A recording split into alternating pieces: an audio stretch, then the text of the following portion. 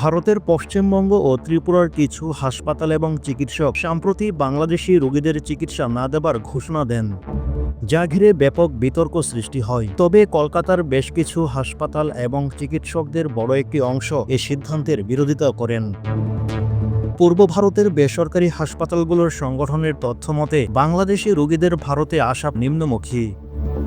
এ প্রবণতায় যেসব হাসপাতাল বাংলাদেশি রোগীদের উপর অনেকাংশে নির্ভরশীল ছিল তারা বড় আর্থিক ধাক্কা খান। আগে প্রতি মাসে ভারতের মেডিকেল ভিসা দেওয়া হতো 20 থেকে 25,000, যা বর্তমানে কমে 700 থেকে 1000-এ নামে। মূলত পুরনো রোগীরা যাদের ফলো আপ বা পূর্ণ নির্ধারিত চিকিৎসা রয়েছে তারাই সীমিত সংখ্যক ভিসা পাচ্ছেন। তবে কিছু চিকিৎসক এবং হাসপাতালের পক্ষ থেকে দাবি করা হয় বাংলাদেশে ভারত বিরোধী মনোভাবের প্রতিক্রিয়াতে তারা এই সিদ্ধান্ত নেন। এদিকে কলকাতার জে.এন. রায় হাসপাতালের পরিচালক শুভাঙ্গু ভক্ত বলেছেন, দেশের সম্মান সবার ওপর। চিকিৎসা একটি মহৎ পেশা হলেও দেশের স্বার্থই আগে। ত্রিপুরার আগরতলায় আইএলএস হাসপাতাল ও বাংলাদেশি রোগীদের চিকিৎসা বন্ধ করার সিদ্ধান্ত নেন। এই ঘোষণা বিরোধিতা করে ভারতের ইন্ডিয়ান মেডিকেল অ্যাসোসিয়েশন ও অন্যান্য চিকিৎসা সংগঠনের নেতাকর্মীরা।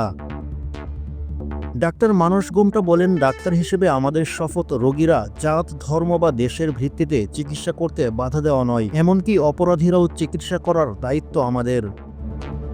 Association of hospital and eastern Indian president Rupak Barua বলেছেন, একজন রোগী কেবল রোগী, তার জাত বা ধর্ম থাকতে পারে না।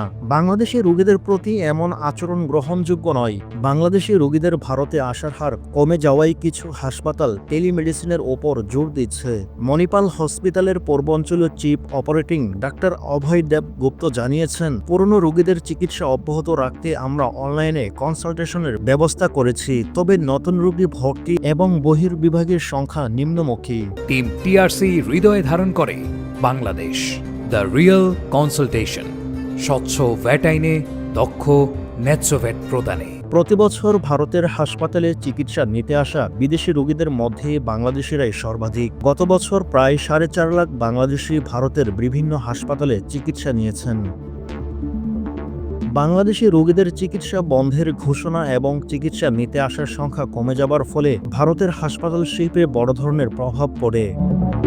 তবে চিকিৎসকদের নৈতিক দায়িত্ব এবং রোগীদের প্রতি মানবিক আচরণের উপর জোর দিয়ে সমস্যা সমাধানের কাজ করার আহ্বান জানান অনেক চিকিৎসক এবং সংগঠন।